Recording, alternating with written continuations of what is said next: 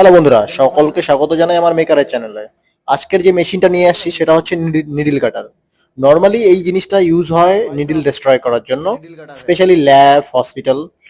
এটার main problem যেটা হয়েছে সেটা হচ্ছে বার্ন হচ্ছে না, নিডল বার্ন হচ্ছে না। তো নিডল বার্ন হয় না, এর কারণ হচ্ছে এর ভেতরে দুইটা তামার প্লেট থাকে। তো প্লেট দুটি নর্মালি কি হয়, রাস্টেড হয়ে যায়।